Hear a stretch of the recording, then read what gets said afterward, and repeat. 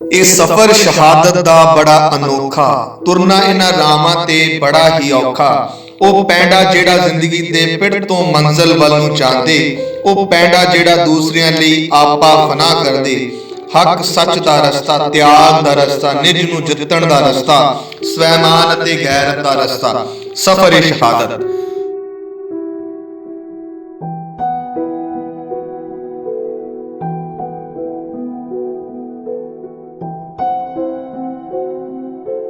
मूल रूप विच इस सफ़र की आरंभता उस दिन हो गई सी जिस दिन गुरु नानक सच्चे पातशाह ने परंपरागत कर्म कांडा तो लोकाई नूं जागरूक करन दे लई पहली सद लगाई। सच्चे धर्म चिन्ह की परिभाषा सुन के मुद्दतां दे कर्म कांडी तरा तरा कर उठे। ये सफ़रे शहादत दीआं पौड़ियां ही सन जिस दिन बाबर नूं जाबर होण दा सच सुनाया सी। असल विच ये सफ़र मारिया सिक्का जगत विच नानक निर्मल पंथ चलाया तो आरंभ हो के एक दिन खालसा पंथ दा रूप धारण करता है, जिस दी न्यारी ते अडरी होंद लई बेशुमार कुर्बानियां होईयां।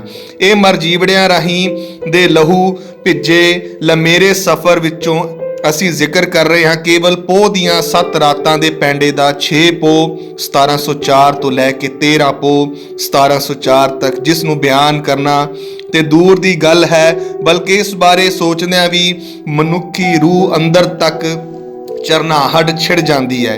ਸੋ ਗੱਲ ਕਰਾਂਗੇ ਕਿ ਹਰ ਕਿਸੇ ਦੀ ਨਿਗਾਹ ਅਨੰਦਪੁਰ ਦੇ ਰੂਹਾਨੀ ਨਜ਼ਾਰਿਆਂ ਨੂੰ ਤੱਕਦੀ ਹੈ। ਮਨੁੱਖੀ ਆਤਮਾ ਕਲਗੀਧਰ ਪਾਤਸ਼ਾਹ ਸਾਹਿਬ ਸ੍ਰੀ ਗੁਰੂ ਗੋਬਿੰਦ ਸਿੰਘ ਜੀ ਦੇ ਪ੍ਰੇਮ ਰੰਗ ਵਿੱਚ ਸਰਸਾਰ ਹੋੜਦੀ ਹੈ। ਕੁੱਲ ਮਨੁੱਖਤਾ ਨੂੰ ਵਿਤਕਰਿਆਂ ਤੇ ਵੰਡੀਆਂ ਵਿੱਚੋਂ ਕੱਢ ਕੇ ਬਰਾਬਰਤਾ ਦੇ ਅਧਿਕਾਰ ਦਿੰਦਾ, ਨੀਚੋ ਊਚ ਕਰਦਾ, ਮੁਰਦਿਆਂ ਨੂੰ ਜੀਵਨ ਦਿੰਦਾ, ਸਭ ਨੂੰ ਜਿਉਣ ਦੇ ਹੱਕ ਦਿੰਦਾ। ਆਨੇ ਬਹਾਨੇ ਆਨੰਦ ਦੇ ਸੋਮੇ ਨੂੰ ਸਦੀਵੀ ਬੰਦ ਕਰਨ ਦੇ ਲਈ ਯਤਨਸ਼ੀਲ ਕੁਝ ਪਹਾੜੀ ਰਾਜੇ, ਉਹਨਾਂ ਦੇ ਨਾਲ ਦਿੱਲੀ ਦੇ ਮੁਗਲ ਸ਼ਾਸਕ ਔਰੰਗਜ਼ੇਬ ਦੀਆਂ ਫੌਜਾਂ, ਵਜੀਦ ਖਾਂ ਸੂਬਾ ਸਰਹੰਦ ਦੀ ਅਗਵਾਈ ਵਿੱਚ ਇੱਕ ਲਮੇਰੀ ਜੰਗ ਸੀ। ਦਿੱਲੀ ਦੀ ਬਹੁਗਿਣਤੀ ਫੌਜ ਦੇ ਸਰਹੰਦੀਆਂ ਫੌਜਾਂ, ਉਸ ਦੇ ਨਾਲ ਸੂਬਾ ਜ਼ਬਰਦਸਤ ਖਾਂ ਲਾਹੌਰ ਦੀਆਂ ਫੌਜਾਂ, ਸ਼ੇਰ ਅਫਗਾਨ ਗਵਰਨਰ ਤੇ 22 ਧਾਰ ਦੇ ਪਹਾੜੀ ਰਾਜਿਆਂ ਦੀ ਫੌਜ ਤੋਂ ਇਲਾਵਾ ਪਹਾੜੀ ਖੇਤਰ ਦੇ ਲੁਟੇਰੇ, ਜਿਨ੍ਹਾਂ ਨੇ ਇਕੱਠੇ ਹੋ ਕੇ ਅਨੰਦਪੁਰ ਸਾਹਿਬ ਤੇ ਹਮਲਾ ਕੀਤਾ। 8 ਮਹੀਨੇ ਤੱਕ ਅਨੰਦਪੁਰ ਸਾਹਿਬ ਦੀ ਬਾਹਰਲੀ ਦੀਵਾਰ ਤੱਕ ਨੂੰ ਨਾ ਛੂ ਸਕੇ। ਗੁਰੂ ਸਾਹਿਬ ਜੀ ਦੇ ਤੀਰਾਂ ਦੀ ਤਾਬ ਝੱਲਣ ਦੀ ਸਮਰੱਥਾ ਉਹ ਨਾ ਜੁਟਾ ਸਕੇ। ਉੜਕ ਸ਼ਾਮ ਦਾਮ ਦੰਡ ਭੇਦ ਦੀ ਨੀਤੀ ਵਰਤਣ ਦਾ ਯਤਨ ਕੀਤਾ, ਪਰੰਤੂ ਭੀਖਣ ਸ਼ਾਹ ਦੀ ਅਕੀਦਤ ਵਿੱਚ ਵਸਦੇ ਖੁਦਾਈ ਨੂਰ ਅਤੇ ਪੰਡਿਤ ਸ਼ਿਵਦੱਤ ਦੀ ਸ਼ਰਧਾ ਵਿੱਚ ਵਸਦੇ ਸਾਖਸ਼ਾਤ ਭਗਵਾਨ ਨੂੰ ਦੁਨੀਆ ਦੀ ਕੋਈ ਚਤੁਰਾਈ ਭਲਾ ਕਿਵੇਂ ਛਲ ਸਕਦੀ ਹੈ। ਅਚਲ ਅਛੇਦ ਅਪਾਰ ਪ੍ਰਭ ਊਚਾ ਜਾ ਕਾ ਰੂਪ, ਅੰਤ ਨੂੰ ਧਰਮ ਚਲਾਵਣ ਸੰਤ ਉਬਾਰਨ ਹਾਰੇ ਦਸ਼ਮੇਸ਼ ਜੀ ਪਾਸ ਕਪਟੀ ਹਾਕਮਾਂ ਵੱਲੋਂ ਧਰਮ ਅਤੇ ਧਰਮ ਚਿੰਨ੍ਹਾਂ ਦਾ ਵਾਸਤਾ ਪਾ ਕੇ ਧਰਮ ਦੇ ਮਖੌਟੇ ਵਿੱਚ ਜਿਉਣ ਵਾਲੇ ਪੁਰੋਹਿਤ ਨੂੰ ਆਟੇ ਦੀ ਗਊ, ਸ਼ਾਲਗ੍ਰਾਮ ਪੱਖ ਆਦਿ ਅਤੇ ਭੇਖੀ ਕਾਜ਼ੀ ਨੂੰ ਕੁਰਾਨ ਮਜੀਦ ਦੀ ਜਿਲਦ ਉੱਤੇ ਔਰੰਗਜ਼ੇਬ ਦੀ ਲਿਖਤ ਅਤੇ ਦਸਤਖਤ ਸਹਿਤ ਧਰਮ ਦਾ ਵਾਸਤਾ ਪਾਉਣ ਲਈ ਭੇਜਿਆ ਗਿਆ। ਇਹਨਾਂ ਧਾਰਮਿਕ ਚਿੰਨ੍ਹਾਂ ਦਾ ਵਾਸਤਾ ਪਾ ਕੇ ਅਖੌਤੀ ਧਰਮੀਆਂ ਨੇ ਗੁਰੂ ਸਾਹਿਬ ਅੱਗੇ ਅਰਜ਼ ਕੀਤੀ ਕਿ ਸਾਡੀ ਲਾਜ ਰੱਖਣ ਲਈ ਇੱਕ ਵਾਰ ਅਨੰਦਪੁਰ ਸਾਹਿਬ ਦਾ ਕਿਲ੍ਹਾ ਛੱਡ ਦਿਓ।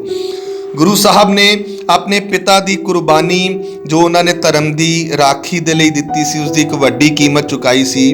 ਉਹ ਸਤਿਗੁਰ ਜੀ ਅੱਜ ਕਿਵੇਂ ਕਿਸੇ ਧਰਮ ਦੇ ਚਿੰਨ੍ਹ ਨੂੰ ਨਕਾਰ ਸਕਦੇ ਸਨ। ਲੋਕਾਈ ਨੂੰ ਸੈਕੂਲਰ ਸੋਚ ਦੇ ਅਰਥ ਸਮਝਾਉਂਦੇ ਸਤਿਗੁਰ ਜੀ ਨੇ ਇਹਨਾਂ ਧਰਮ ਚਿੰਨ੍ਹਾਂ ਨੂੰ ਨਕਾਰਿਆ ਨਹੀਂ, ਬਲਕਿ ਸਤਕਾਰਿਆ ਤੇ ਧਰਮ ਦਾ ਪਾਇਆ ਹੋਇਆ ਵਾਸਤਾ ਕਬੂਲ ਕੀਤਾ।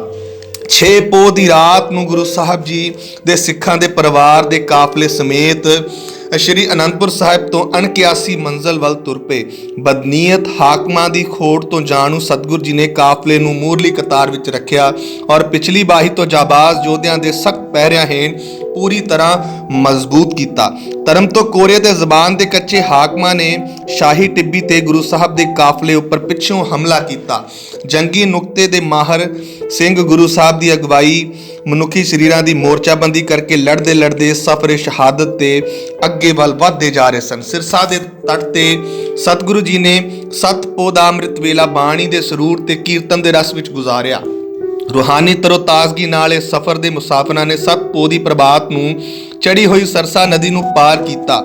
पिछे दुश्मन का भारी बल सी, सामने सिरसा दा हड़ अते मूहरे खड़े ਜਿਹੜੇ 8 ਮਹੀਨਿਆਂ ਤੋਂ ਭੁੱਖ ਅਤੇ ਦੁੱਖ ਤਕਲੀਫ ਨਾਲ ਜੂਝਦੇ ਗੁਰੂ ਦੇ ਸਚਿਆਰੇ ਸਿੱਖ ਮੁਸੀਬਤਾਂ ਨੂੰ ਚੀਰਦੇ ਹੋਏ ਅੱਗੇ ਵਧਦੇ ਰਹੇ। 5 ਪਿਆਰਿਆਂ 4 ਸਾਹਿਬਜ਼ਾਦਿਆਂ ਵਿੱਚੋਂ ਵੱਡੇ ਬਾਬਾ ਜੀ ਅਜੀਤ ਸਿੰਘ, ਬਾਬਾ ਜੁਝਾਰ ਸਿੰਘ ਜੀ 35 ਕੁ ਸਿੰਘਾਂ ਸਮੇਤ ਚਮਕੌਰ ਦੀ ਕੱਚੀ ਗੜੀ ਵਿੱਚ ਪਹੁੰਚ ਗਏ। 7 ਪੋਹ ਦੀ ਰਾਤ ਇਸ ਗੜੀ ਨੂੰ 10 ਲੱਖ ਫੌਜਾਂ ਨੇ ਘੇਰਾ ਪਾ ਲਿਆ।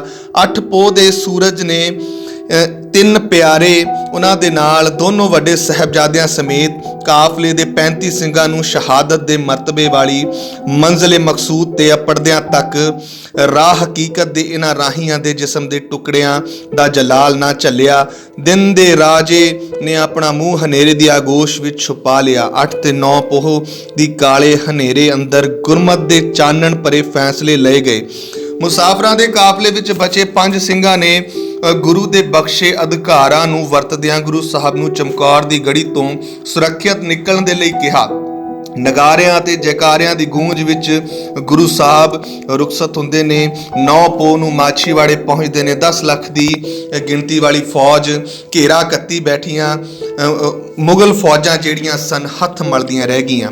ਸਫਰੇ ਸ਼ਹਾਦਤ ਦੇ ਪਾਂਦੀ ਮਾਂ ਗੁਜਰੀ ਸਾਹਿਬਜ਼ਾਦਾ ਬਾਬਾ ਜ਼ੋਰਾਵਰ ਸਿੰਘ, ਬਾਬਾ ਫਤਿਹ ਸਿੰਘ ਜੀ ਸਾਡੇ ਸਫ਼ਰ ਲਈ ਮਾਰਗਦਰਸ਼ਕ ਬਣ ਕੇ 7 ਪੋਹ ਦੀ ਰਾਤ ਸਰਸਾ ਤੇ ਸਤਲੁਜ ਦੇ ਸੰਗਮ ਤੇ ਬੇੜੀ ਦੇ ਮਲਾਹ ਕੁੰਮਾ ਮਾਸ਼ਕੀ ਦੀ ਕੱਖਾਂ ਦੀ ਛੰਨ ਵਿੱਚ ਜਾ ਪਹੁੰਚੇ।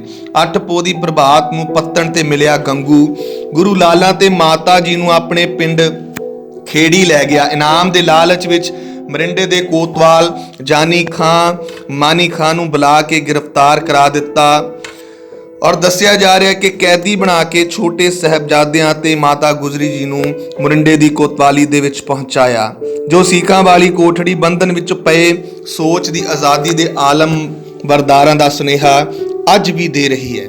ਸੋ ਧਰਮ ਦੇ ਪਾਂਦੀਆਂ ਦਾ ਸਫਰੇ ਸ਼ਹਾਦਤ ਦੇ ਪੰਧ ਵੱਲ ਜਾਰੀ ਰਿਹਾ।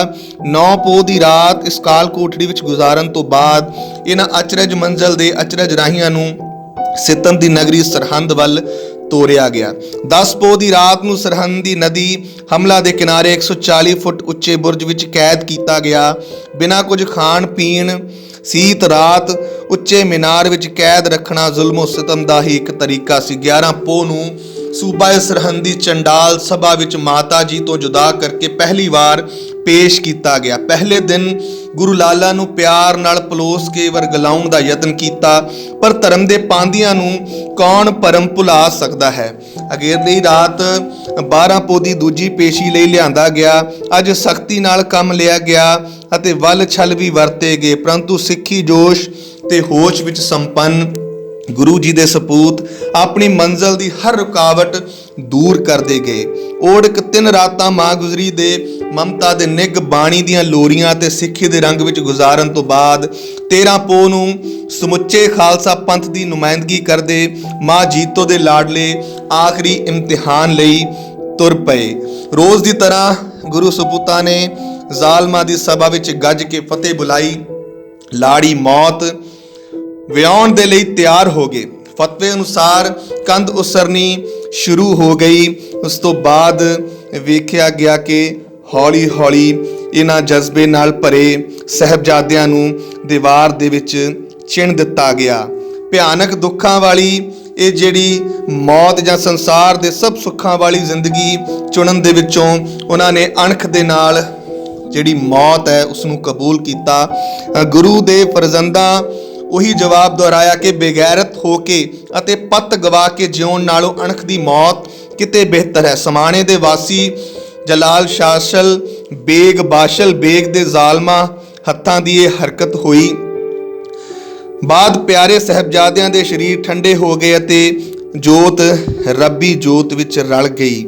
ਸੂਰਜ ਕਿਰਨ ਮਿਲੇ ਜਲ ਕਾ ਜਲ ਹੁਆ ਰਾਮ, ਜੋਤੀ ਜੋਤ ਰਲੀ ਸੰਪੂਰਨ ਥੀ ਆਰਾਮ। ਨੰਨੇ ਨੰਨੇ ਕਦਮਾਂ ਨਾਲ ਵੱਡੀਆਂ ਪੁਲਾਂਘਾਂ ਪੁੱਟਦਿਆਂ ਗੁਰੂ ਦੇ ਪਿਆਰੇ ਸਾਹਿਬਜ਼ਾਦੇ ਸਾਨੂੰ ਜ਼ਿੰਦਗੀ ਰਸਤਾ ਸਮਝਾ ਕੇ ਸਦੀਵੀ ਅਟਲ ਸੱਚ ਵਿੱਚ ਸਮਾ ਗਏ। ਜ਼ੁਲਮੋ ਸਿਤਮ ਤਨ ਤੇ ਹੰਡਾਉਂਦਿਆਂ ਠੰਡੇ ਬੁਰਜ ਵਿੱਚ ਮਾਂ ਗੁਜਰੀ ਜੀ ਦੇ ਸਿਰ ਤੇ ਸਾਈਂ ਗੁਰੂ ਤੇਗ ਬਹਾਦਰ ਜੀ ਉਹਨਾਂ ਦੇ ਚਰਨਾਂ ਵਿੱਚ ਮੁਕਾਮ ਪਾ ਗਏ।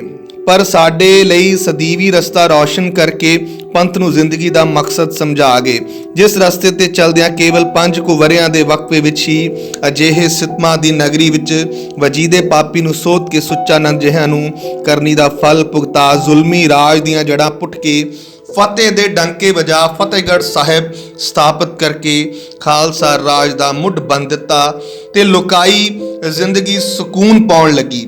ਇਹ ਸਫ਼ਰੇ ਸ਼ਹਾਦਤ ਕਦੀ ਪੁਰਾਣਾ ਨਹੀਂ ਹੋਣਾ, ਇਹ ਅੱਜ ਵੀ ਸਦਾ ਹੀ ਸਾਡੇ ਲਈ ਕੇਵਲ ਰਸਤਾ ਹੀ ਨਹੀਂ ਸਗੋਂ ਇੱਕ ਜਜ਼ਬਾ ਹੈ, ਇੱਕ ਸ਼ਕਤੀ ਹੈ ਅਤੇ ਰੂਹਾਨੀ ਖੁਰਾਕ ਹੈ ਜੋ ਸਾਨੂੰ ਸਦਾ ਬਲਵਾਨ ਕਰਦੀ ਰਹੇਗੀ। Bureau report, Ludhiana Times.